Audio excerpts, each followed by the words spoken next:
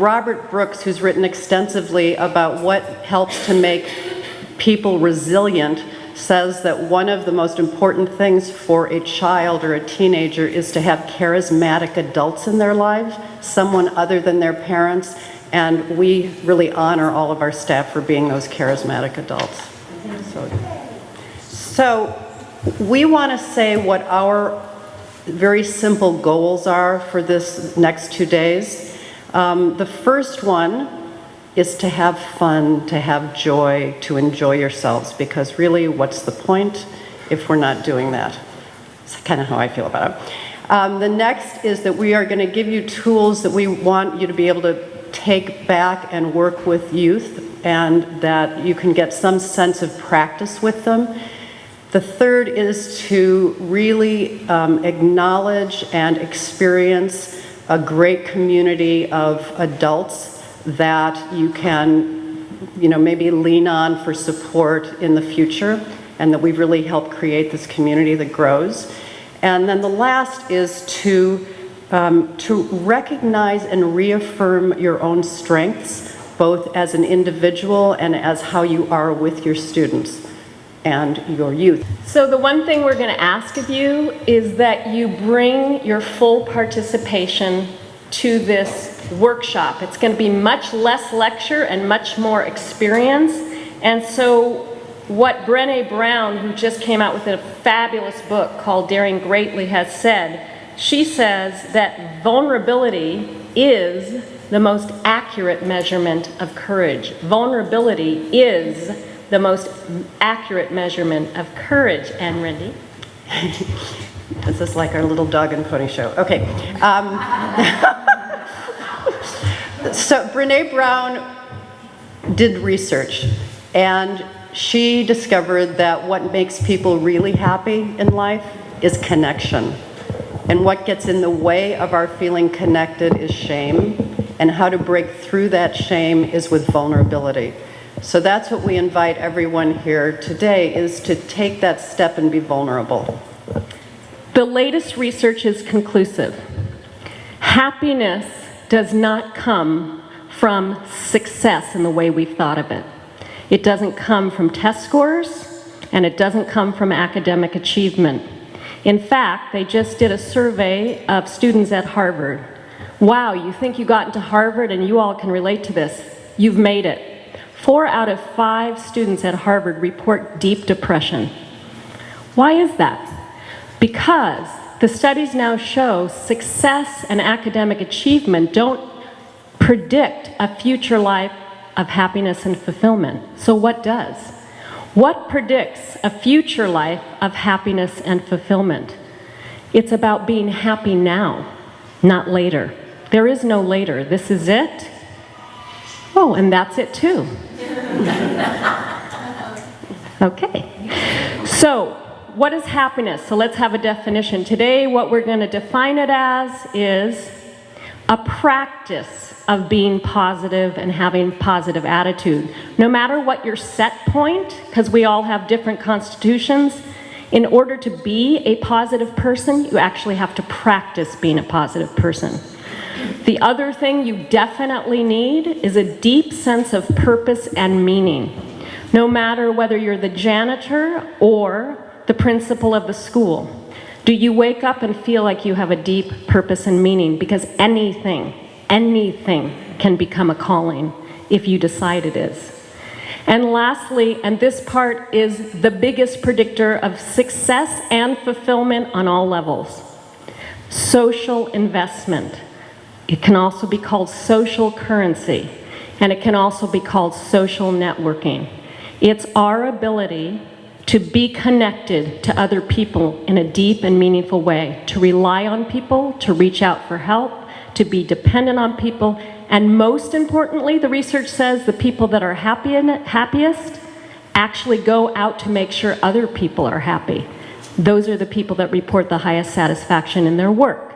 So, in light of all that, the first exercise we're going to do is about you connecting to each other, and it's all about fun, and it's called People Search.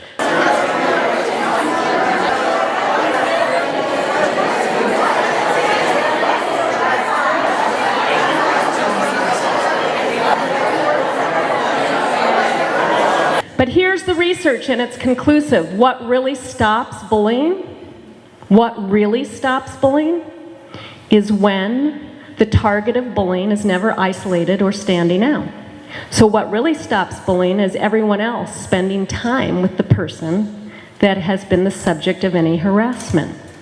The other thing that totally stops bullying within seconds is when their peer group notices something's going down, and in mass, 2, 3, 4 students go up and say, "Hey man, hey woman, that just isn't cool, cut it out." So, what in AHA we believe is we are not going to focus on stopping the bullies. What we're going to ask you to focus on is increasing the pro-social behavior of the 85%. We have this enormous opportunity to actually encourage and empower young people to create their own school cultures. Always remember, students, all of you right now, are much interested in who I am and how I'm doing than what I'm saying. Consider this. Students are always much more interested in who you are and how you are than what you're saying. So, if I walked in here today like this, let's get started. You'd be interested, but you wouldn't be so excited.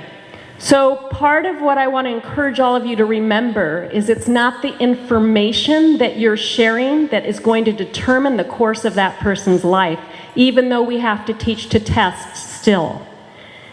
It's much more important who you are and how you are. And the recent research with Victor Rios at Santa Barbara High School has absolutely reinforced that. Connection is the key to academic success, not the other way around. It's really important to bring social emotional learning into the classroom. Why? What is it?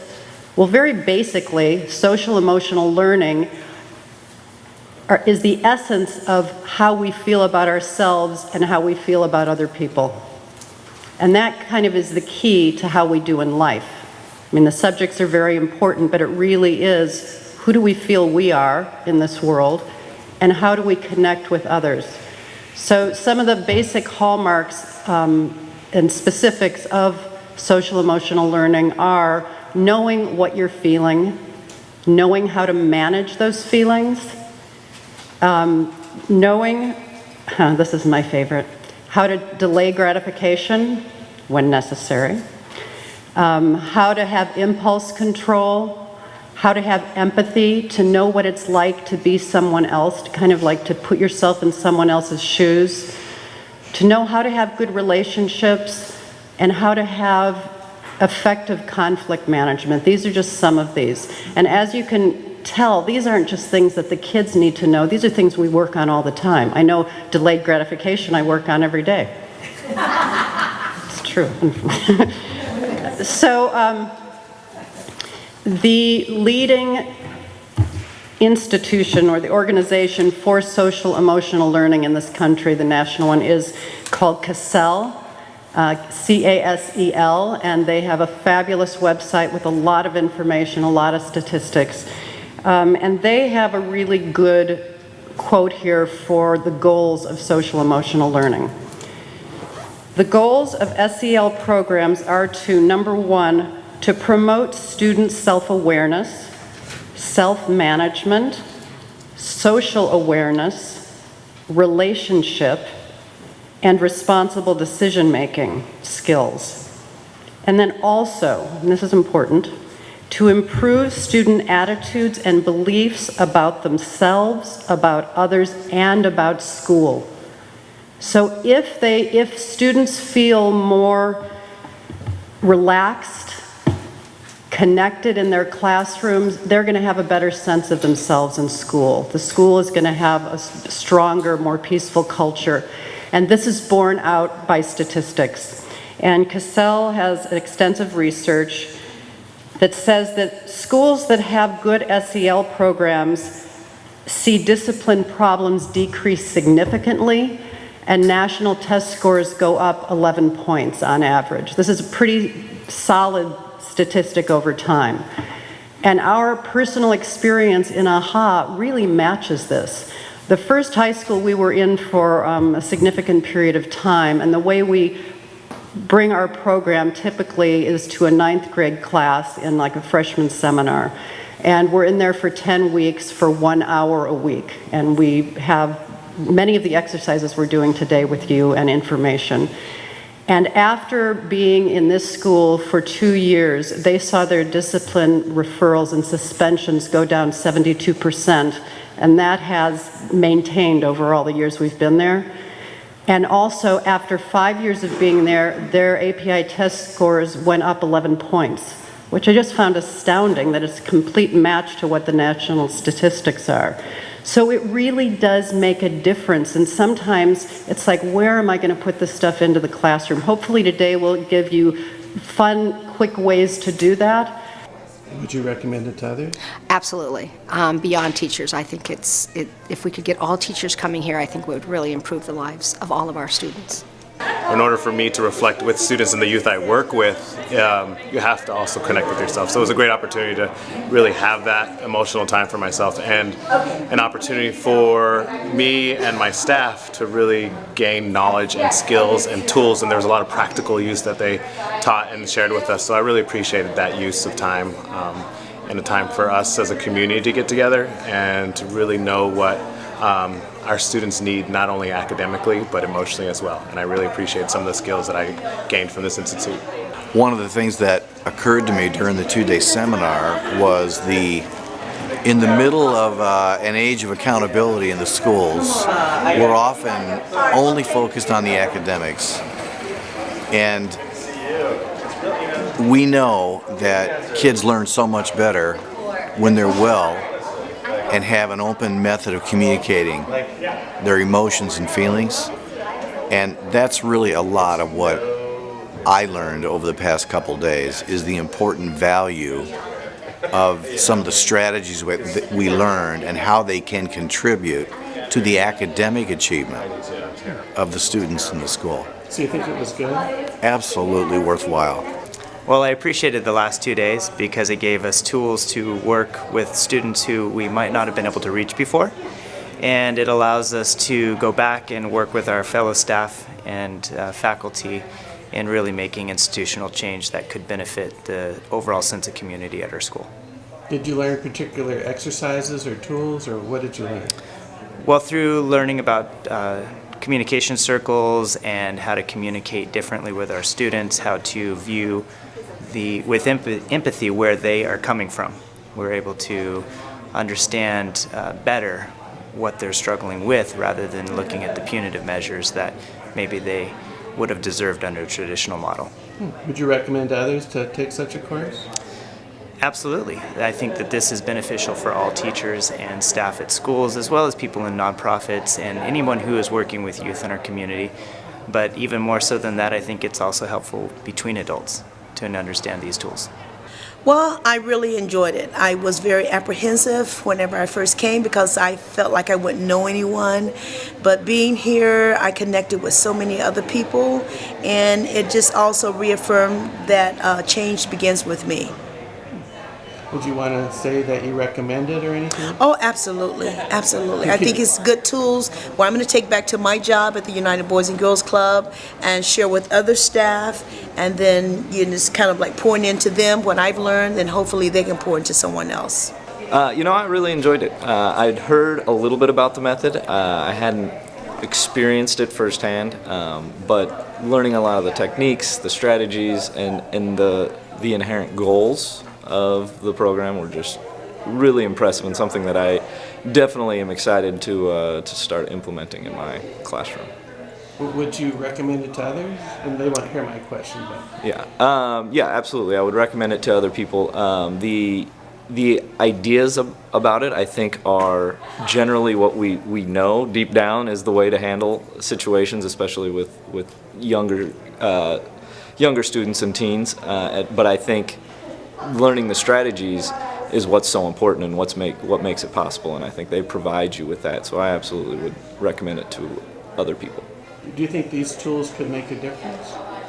I do. I think they can make a great difference in not just the students, but the teachers, the culture, the whatever program it's involved in. I think it changes everything. I think it not only changes the students, the troublemaking students, but the students who typically do well in school. I think they're able to kind of break out of their shells even more and get more out of their education. Would you think it was worthwhile taking it? Yes, I think it was worthwhile. It was helpful on a lot of different levels. Personally, you get a lot out of it, but then I think knowing the tools necessary to implement these kind of ideals in your classroom, I think are very helpful. Great. Anything else you want to say? I just really enjoyed it. I wish everybody could experience it because it teaches not only social and emotional learning, but it teaches you to, or reminds us, I think is a better way to say it, reminds us that we do have control of our thoughts and our emotions, and there is ways that we can all get along and all work together and make this world a better place. And the tools that you're given in this two-day program really is a good reminder, and it makes your heart expand, and the circles that they give, that we all get to do, the peace circles or whatever you want to call it, is really extraordinary because the people that you're sitting with are so open and willing to share their souls. And once that happens, nothing but love can come from it. And if love is the answer, then this is certainly a way to go farther down that path. So I highly recommend the AHA Institute to anyone, no matter what, if you're a nonprofit founder or executive director or a teacher or principal or a superintendent or just a human being that wants to find tools to make this world a better place so we all can get along and we all can live life in a joyous and meaningful manner. I would suggest you come for the weekend. Thanks very much, and thank you, AHA.